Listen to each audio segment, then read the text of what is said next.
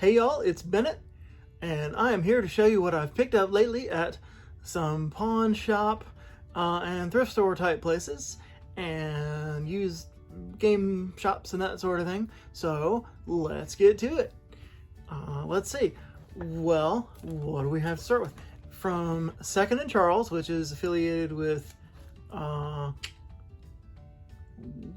of the bookstores. I don't know which bookstore, I can't remember. Anyway, used books and stuff. Their game selection is getting really, sad and depressing. But they do actually have still a healthy amount of original Xbox games, and they've got most of them for super cheap. So why not?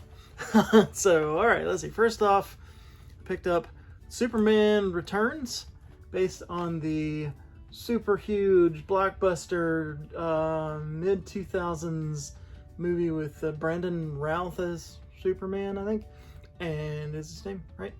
And the movie was okay, I guess. I don't know, it's been forever since I've seen it, so I liked it okay at the time at any rate. But I hear tell that this is one of the better Superman games, one of the few Superman games to kind of balance that whole he's Superman thing with making enough of a challenge in the game and still not having him to have diminished powers or anything. Superman should be able to breeze through any the obstacle before him in pretty much any video game situation, and usually to prevent him from doing that, the games wind up depowering him in some way or another, like in the Superman 64, putting him in the stupid kryptonite fog and that sort of thing. So this one apparently is a sort of kind of open world Superman flying around saving Metropolis and taking on Metallo and Brainiac and whoever, while he himself is basically invincible. The city takes damage and is always on the verge of being overthrown by the bad guys. So it's basically, as I understand it, they have a health meter for Metropolis instead of for Superman, because Superman is not going to have any problem with taking out street thugs, and getting hit by a car is not going to be a problem for him, or what have you. So, but if they blow up the first bank of Metropolis or whatever, Superman will be fine, but the city is not. So that's apparently how they approach it. It sounds pretty good. Novel way to keep Superman powerful without making for a dumb, boring game, supposedly. So I didn't pay much for this, $8, so that's about as much as I would have wanted to pay, and I'm looking forward to trying it out. Along a similar line, but not really at all, except for these are Xbox original games, are Shadow Ops Red Mercury and Viet Cong Purple Haze. Now, I'm gonna go out on a limb and say these aren't very good. But I mean, prove me wrong, Xbox. I don't know, but they're cheap. This one is an exclusive for the Xbox, so that's something. And then it had a discount price of $2, and then this one was $3. So that's what I'm looking for, and price-wise. And the Xbox has so many unbelievable number of shooters on it, and so I don't know, trying to pick up a lot of them and try them out, and maybe do some sort of YouTube content with those, showing off the shooters of Xbox, the military shooters and sci-fi shooters and whatnot. So, yep, first-person action. I feel like this one has been on some like worst games ever or something. I could be wrong. So that's either going to be fun because it's terrible, or fun because it's not terrible, or it's going to be mediocre, whatever. Okay, and then Shadow Ops Red Mercury, sure, never heard of it, but I'm down to give it a try. So I'll be keeping my eyes out for super cheap Xbox games.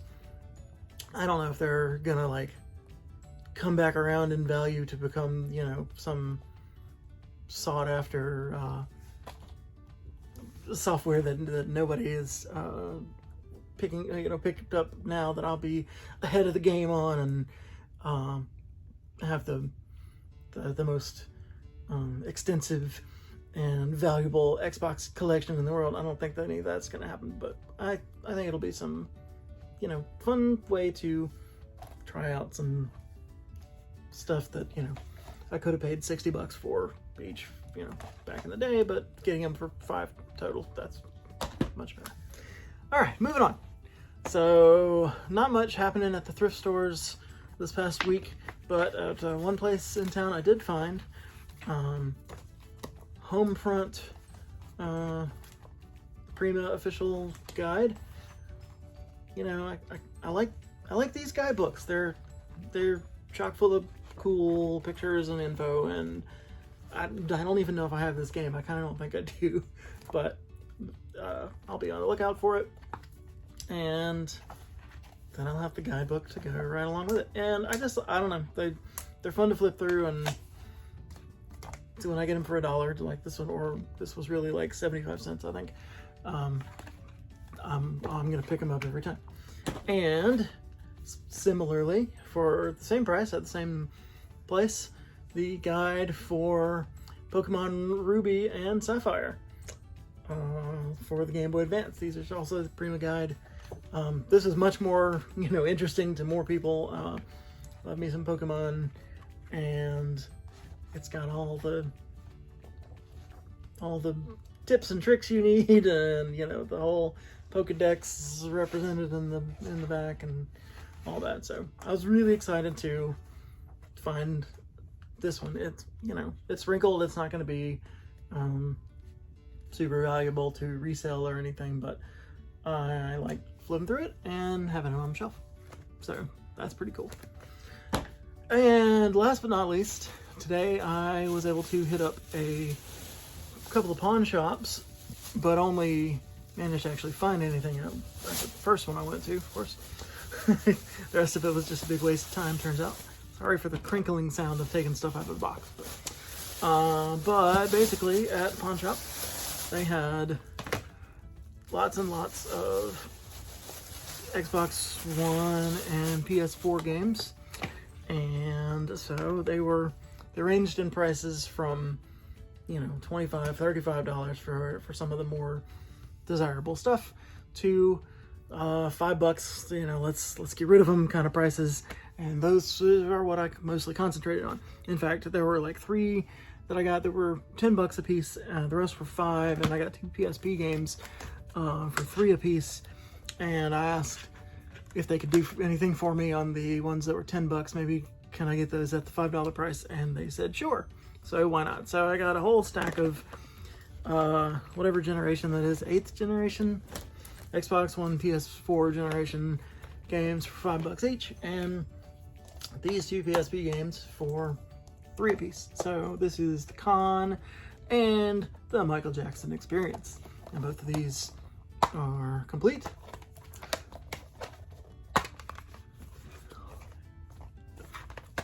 And we'll go on to my PSP collection.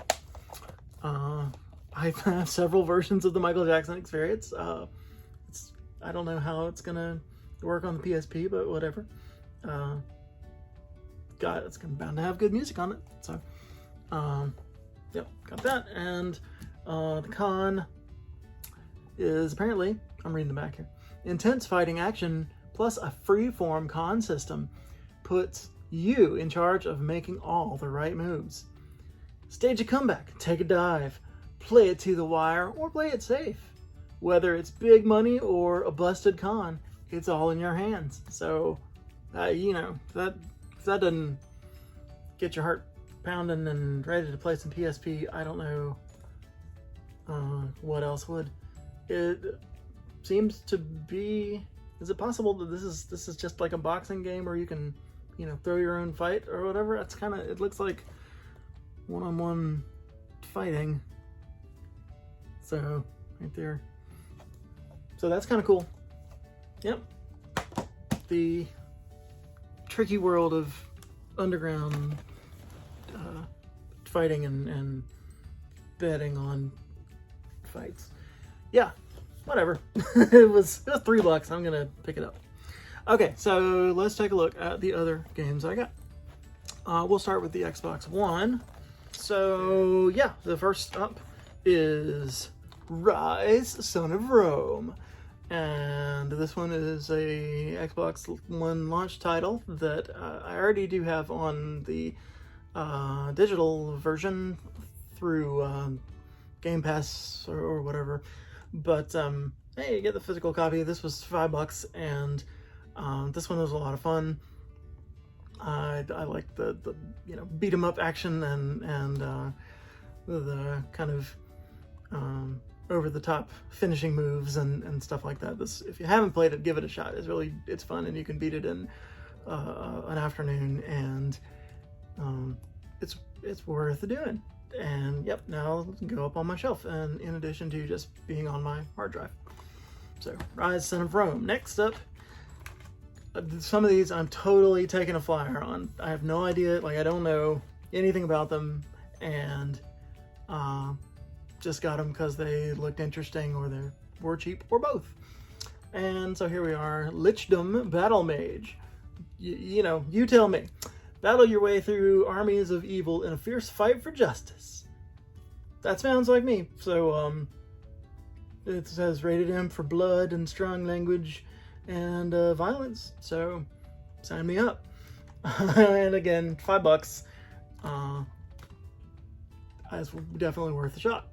And this apparently is all about being a mage, battle mage, see right there. So casting spells and stuff instead of just being a beat 'em up. It's a spell 'em up, I guess. So cool, we'll try that out. And finally for Xbox One,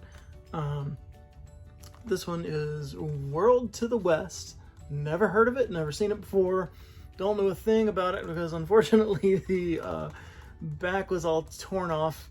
So, that's a bummer, but the game is in there, so I'll find out what it is when I put it in the machine and give it a play. So, I don't know, from Sodetsko and Rain, I guess? You tell me. $5. I figured it would be worth giving it a play. It's rated E10, so everybody can join in on the fun. Yep. World to the West. Alright, moving on to PlayStation 4. They happen to have a lot more PS4 games on hand, and most of the things they had for the Xbox One were like all the Maddens and that sort of thing, so I didn't need any more of those. But I was able to find some good stuff in the PS4 pile that I either didn't have physical copies of, but maybe had on digital, or we're just taking a flyer on. So yeah, first up we have Doom. This is the greatest hits version, and as you can see by the way it says greatest hits and red box and everything. Again, I do have this. I played it through on the Xbox One. I don't think I have it on the PS4 download, so yep, now I do. Everybody loves Doom. This is an amazing reboot to the series, and absolutely worth picking up. Next, Killzone Shadowfall. I think this is a PS4 launch or close to it. I think maybe I'm getting mixed up with what they did with the ones on PS3.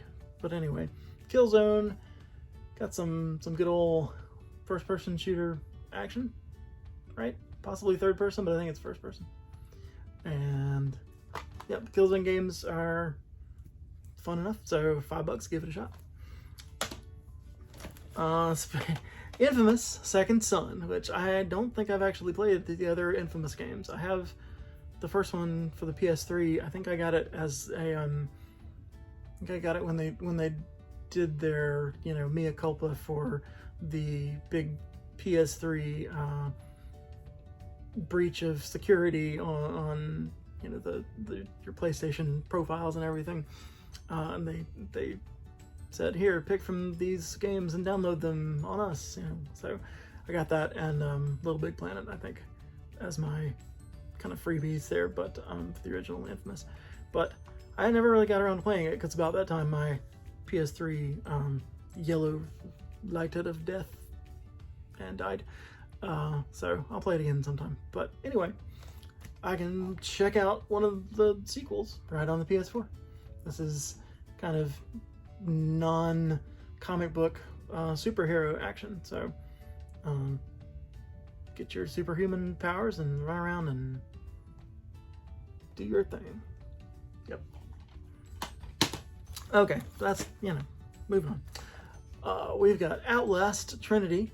This is the this is Outlast 2 and the Whistleblower DLC for Outlast. I played through Outlast 1 on the PS4 and it's good and scary, and I'm looking forward to trying out the rest. I'm a little concerned because it has 2 disc slots but only 1 disc in, and I'm just not 100% sure if there was supposed to be another disc here, but so I don't know. Hopefully I didn't just buy Outlast 2 and that's it for $5, but oh well. If that's the case, then, well, at least I'll play that. Next up we have Uncharted: The Lost Legacy. This is the post Nathan Drake sequel with yep, the leading ladies and all that. So add this to the Uncharted collection. This looks like fun. Again, $5 dues. Up next, don't know again anything about this. It looked pretty cool. Origami, not origami, Origami Collector's Edition, and that features a digital soundtrack and digital art book. So, you know, not included right there, but inside in the game. So yeah, this control the shadows. Become Origami, the undead assassin with the power to control the shadows. That's what it just said. So, okay. Undead assassin, shadow powers, blood and violence, rated M. Works for me. $5. Tokaiden Kiwami. Another one I know nothing about. But it's demon slaying adventure. So that looks like fun as well. They had a few different copies of this, ranging in price from this, which was labeled at 10, but again, I got it for 5, to like 35, and I don't have any idea if there was any like physical material in the $35 ones, or if they just didn't bother to reprice it, but whatever. I took the cheap one because that's how I roll. And yep, so looks like you're slaying demons possibly with swords and stuff. Sounds good. You never heard of this one, I'm sure. The Witcher 3 Wild Hunt. I have digital copies of this on everything that it comes on, I'm sure, but this was again labeled at 10 and I got it for 5. I wanted it on the shelf, and I'm looking forward to playing through it on the PS4. Let's see. Dynasty Warriors 9. These are always fun, just going through and massacring hordes of baddies. Another $10 one I got for 5. You know Dynasty Warriors, and if you have ever played one, you've kind of played them all, but I am always up for some mindless beat-em-ups, so sounds like winner. $5, add it to the shelf. And finally, Homefront: The Revolution. Wait a minute, I got that Homefront.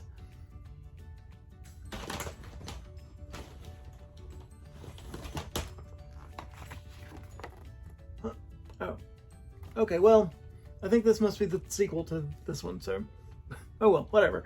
I'm sure this will still come in handy, darn it. But yeah, Homefront for PS4, Homefront: The Revolution. More action and violence and blood, so, and strong language.